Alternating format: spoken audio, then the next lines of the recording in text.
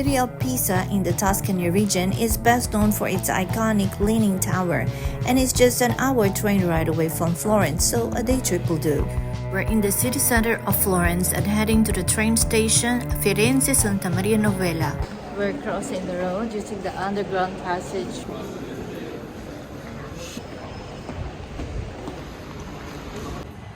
There are many ticket machines inside and outside the station. That's in English.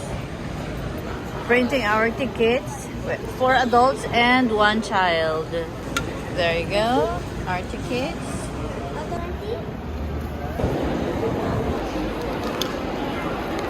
We're looking for a place to have coffee. It's all full anyway.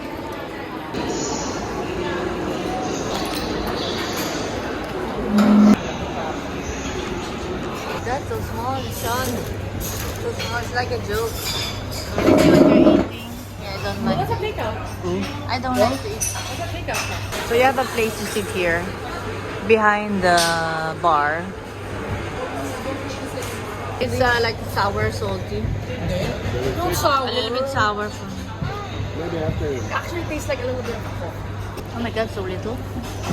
That's it? You need it? You need a shot? This is a real deal.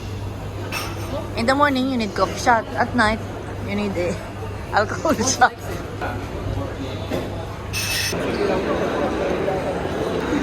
It always smells like cigarette here. Smoking everywhere. There's smoke.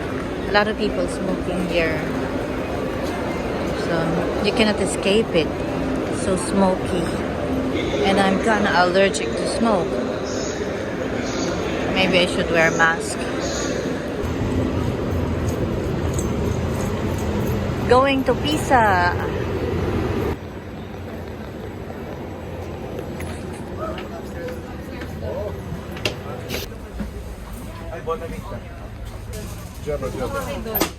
Doon may mga batang nakataasan pa. Internet, bigyan ko. Dito ka sa tabi ko. Halika. Dito ka. There's no service here. Bigyan kita internet.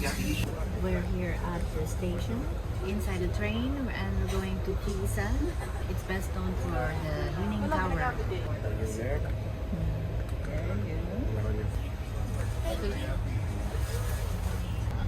You know that.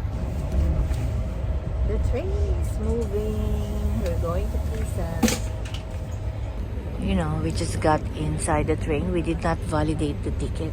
So we have to go down now and validate, or there will be a fine. So it's important that you validate your ticket, train tickets, before you board. This is the thing here, my God. Now Don is by the door. So as soon as the train stops, he's gonna validate 5 tickets. And if he doesn't make it, we're all going down, getting off the train. Can you imagine? We'll be left inside the train with no tickets. It's gonna be even worse. No validation and no ticket. How much is that gonna be, God? I don't know how much, but there's a fine if you know the conductor doesn't validate. He just checks the ticket if it's been validated. This is the most stupid thing ever, really. You know, I don't get it, this validation thing. We have to go out and May pity us. Go without invitation. So nice. My God, can you imagine? It's a close call. It's good we all went down. Huh? It's good we all went down. My God. And you asked. It's good you asked. Imagine. That's a 60-euro fine. My God. The whole family went down the train just to validate the tickets. But we're so lucky. It's our dinner, right? Yeah, it's like, oh my God. You know this is restaurant. 60 euro per person penalty.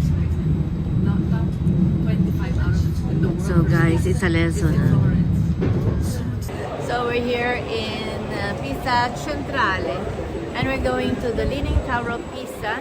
It's about 20 to 24 minutes walk from here. So this is the station. It's a little bit far. Maybe otherwise we take a cab. Okay? It would have been better if we stopped at Pisa Rossore since it's closer to the Leaning Tower. So we're here, going up. So we're going up to the platform. This is the station. So I'm thinking, you know, we could walk. We're gonna miss out some attractions if we don't walk. They're gonna buy some water. This is the ticket station, ticket booth. It's a small, very safe station, train station. There's always police everywhere, so you feel safe. So we're getting out of the station. It's a very nice weather. It's a beautiful day today, so sunny here, but later I think it's gonna rain too. We don't fit in the taxi, so maybe we have to take the bus. So we'll try to get a van, a taxi van, It's a van. because it's gonna take time if we take the bus. It's like 20 minutes drive, so it's better to just walk. So if we take a cab, it's gonna be fast.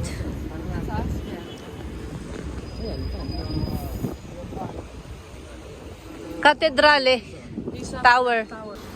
We don't fit. So we asked the driver. He asked the driver how much it's gonna cost from the station. It's only about 10 euros. So we'll see. I think we're gonna fit here. If there's a seat at the back. We don't fit. It can only take 4 passengers and we're 5. So we just decided to walk. They have a nice cafe here and a church over there.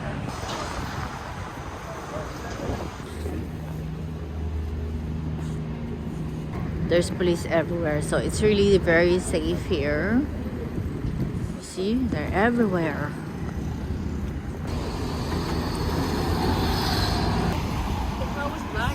This is the sign, Torre Pendente. We're gonna go to this little cathedral here. Let's see what it's called. This place is just before you cross the bridge when you go to Pisa. Pay when you go inside. So we just take picture.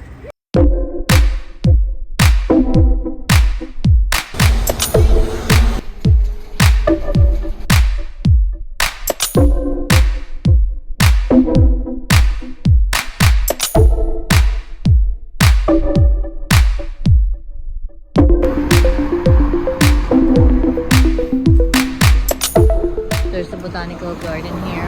So from here we already see the tower. So look at that. Nice souvenirs. Italian leather bags. The cathedral. This is the Cathedral of Pisa. And beside it is the Leaning Tower of Pisa. That's nice. It's really leaning. Wow, that's amazing. This tower began to lean during construction in the 12th century, and that's mainly because of soft ground. And in the 14th century, it just got worse. By the year 1990, the tilt had reached 5.5 degrees, but work had been done to fix the problem between 1993 and 2001. Which successfully reduced the tilt to 3.97 degrees. So it's safe to say it's like 4 degrees now. This is the Leaning Tower of Pisa. In Italy, the very famous, iconic structure. It's really leaning, but in the video, it doesn't seem like very much leaning. But in reality, it really does.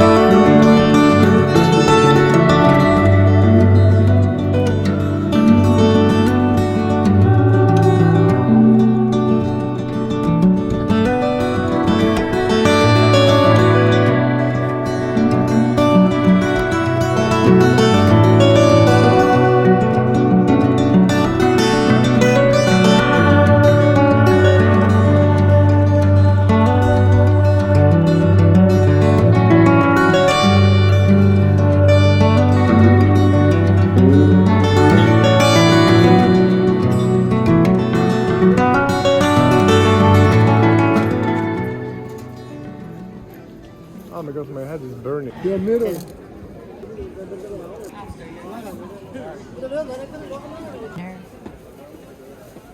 Souvenir soap.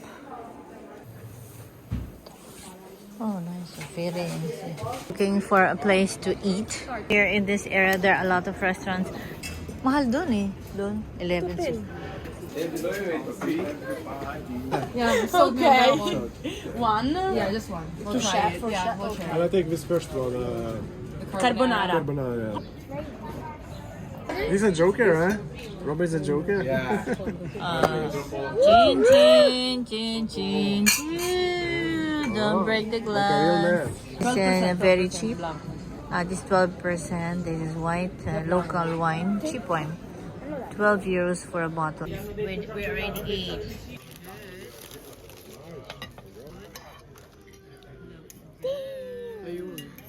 Is it cherry? So we're tasting all kinds. 3 kinds of pasta. Because we want to change all the food. You know, we want to taste all. This is gelato from the can. If it's in can, it's good. See that?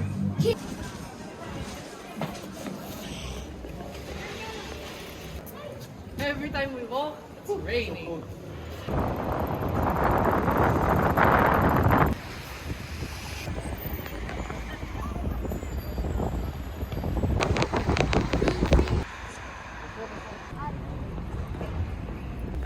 I don't feel safe walking here. We're back here at the station. This is the ticket.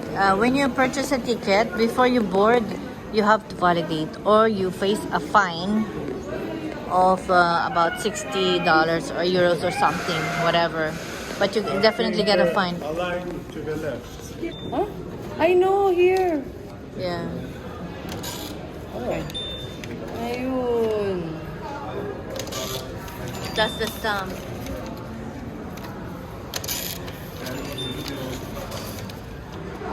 A lot of work.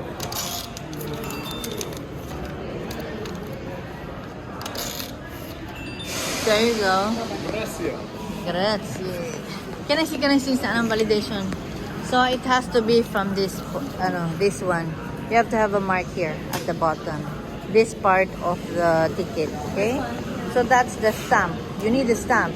So now we're going down the underpass and to go to the other side, to go to the track. So once your tickets are validated, you're good to go. You don't have to worry about anything. Unlike coming here, we did not validate, so that's the problem. So we go up here. We're here. Do not go beyond the yellow line because it's not safe. Are we gonna be on this side or that side? Where's 8? There is 8. Let's go to the 8. Ah, this is all 8. This is 8. This is anywhere is 8. Here. So we're looking for a place to sit. So we got our own place. Okay, family. Smile. No, anak. Hoy. Sa lahat lang. Oh, Dan, dito ka. Let me charge you. Ayun, na USB. Oh, nice. Para tayong nasa living room lang. Oh, yeah. Nice. This is nice. Nice. Very nice. This is new.